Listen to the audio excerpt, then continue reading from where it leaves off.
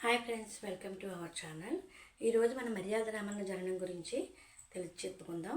400 ఏళ్ల కిందట కళింగ ప్రభువులు ఏలుబడిలో ఉన్న శ్రీ కూర్మం, హర్షవిల్లి, శ్రీ ముఖలింగం దేవాలయాలకు మధురరాజు విజయలింగ చొక్కానాథుడు పాడి ఆవులను దేవుని పూజలకే కానుకగా పంపాడు. అతడు చాలా ఆలయాలను నిర్మించిన ఘనచరిత్ర కలిగిన వాడు. మహా దైవభక్తి పరాయణుడు. ఆ ఆవులను దేవాలయాలకు అందజేసే బాధ్యత 4 యాదవ కుటుంబాలకు అప్పగించాడు. ఆవుల మందను తోలుకుని 4 యాదవ కుటుంబీకులు బయలుదేరి ఒక్కొక్క దేవాలయానికి కొన్ని గోవులను సమర్పించి శ్రీముఖలింగంలో కొన్నాళ్ళు ఉండాలనుకున్నారు. తొలుత శ్రీకూర్మం చేరుకున్నారు. అక్కడి పాడి ఆవులను ఆలయ పూజారులకు అప్పగించి బయలుదేరారు. కానీ వర్షాలు వారిని ముందుకు వెళ్ళనీయలేదు. మిగిలిన ఆవుల మందను దేవాలయానికి ఆనుకుని ఉన్న తోటలో చెట్లు క్రింద కట్టేసి ఆలయానికి ఉత్తర దిశలో గల సత్రంలో తలదాచుకున్నారు. ఆలయ పూజారులు వారికి వండుకునేందుకు బియ్యము, పప్పులు ఇచ్చారు. అక్కడ ఒక యోగి వచ్చి విడిది చేసి ఉన్నారు.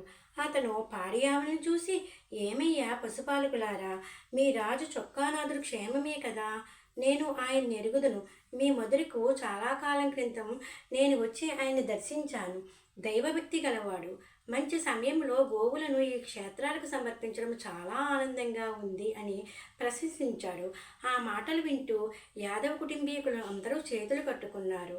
అయ్యా, మీరు యోగులు కదా, మీకుండే దివ్య దృష్టితో మా రాజు యోగక్షేమాలు తెలియజేయగలరు అని గడుసుగా కిసుక్కుని నవ్వి జవాబు చెప్పాడు యాదవుల్లో ఒకడు. అతడి పేరు బసవయ్య. ఆ యోగి తీక్షణముగా చూసి వెంటనే తమాయించుకుని, నాయనా బసవయ్య, నీకు ఇప్పటికీ 5 సంతానం కలిగారు, కానీ వారు నీకు దక్కలేదు. నీవు మొక్కని దేవుడు, గుడి, చెట్టు లేదు. నీకు ఒక విధంగా దేవుని మీద భక్తి సన్నగిల్లింది. దేవుడు లేడని నీకుగా నీవే నిర్ణయించుకుని నాలాంటి వారిని మాటలతో బాధించే వరకు వచ్చావు. చివరికి నీ ఆలిపోరు పడలేక ఈ 3 దేవాలయాలకు మధురరాజు పంపిన గోవులతో వచ్చి నీవు శ్రీముఖలింగ క్షేత్రంలో ఉండాలనుకుంటున్నావు. ఆ శివుని కరుణతో పండంటి బిడ్డను కనాలని నీ భార్య ఆశపడుతూ నీ వెంట వచ్చింది. యోగి నవ్వుతూ అన్నాడు. వెంటనే బసవయ్య యోగి కాళ్ళ మీద పడిపోయి, క్షమించండి స్వామి, తప్పుగా ప్రవర్తించాను.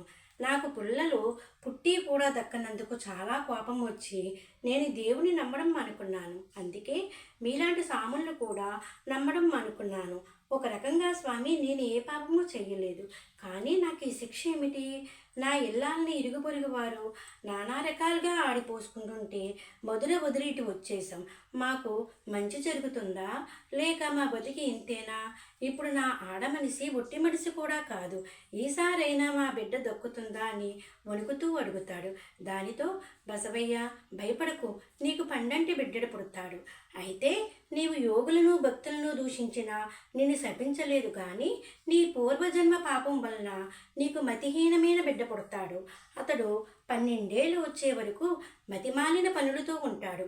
ఆ తరువాత అతడు దశ దిశలో పేరు ప్రఖ్యాతులతో కీర్తి కిరీటాన్ని ధరిస్తాడు అని యోగి సన్నగా నవ్వుతూ చెప్తాడు. దాంతో ఈ శిక్షను తప్పించుకునే దారే లేదా స్వామి? నేను ఏ పాపం చేసినా నాకు శిక్షగా ఉండాలి, కానీ నా బిడ్డడేం చేశాడు? నన్ను శిక్షించి నా బిడ్డను రక్షించండి అని అంటాడు. కారణజన్ములు ఇలానే ఉంటారు. ఎవ్వరు పుట్టగానే మహానుభావులు కారు. నీ కొడుకు ఈ నేల ఉన్నంత వరకు కీర్తి ప్రతిష్టలతో వెలుగొందుతాడు. నీ కొడుకు గొర్రెలను మేపుకుని జీవిస్తాడు. అతడు ఎప్పుడైతే కేవలము 9 గొర్రెలను మాత్రమే కలిగి ఉంటాడో ఆ క్షణం నుంచి అతనిలో మతిహీనం నశించిపోతుంది. నవరసాలపై తీర్పులు వెలువరించబడగలడు. అరాచందార్కం రాణిస్తాడు. అతని నోటి వెంట వెలువడిన తీర్పులు ప్రతి ఒక్కరికి ఆమోదయోగ్యం కాగలవు అని యోగి ప్రశాంత వదనముతో శూన్యంలోకి చూస్తూ చెబుతాడు.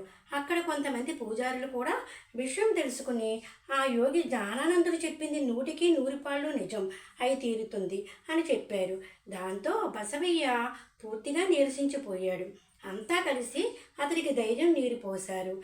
నీవు అనవసరంగా జ్ఞానానందుని తోలనాడి భవిష్యత్తు తెలుసుకోగలిగావు. నీకు బుద్ధి రావడానికి ఆ యోగి భవిష్యత్తు గురించి నిజాలు చెప్పాడు. యోగి అంటే ఏమిటో తెలుసుకున్నట్టు చేశాడు. ఏదైనా నీవు రానున్న విపత్కర పరిస్థితిని తెలిసి ఎదుర్కోవాల్సిందే. విచారించకు. Please share, subscribe.